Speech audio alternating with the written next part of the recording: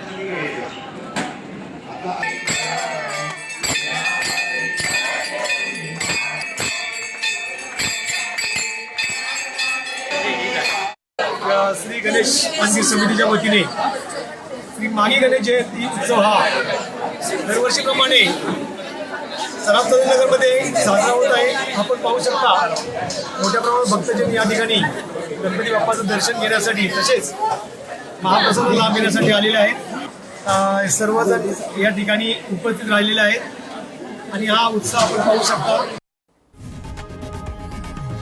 लोकशाही मराठी ऐका, पहा, जागरूक रहा।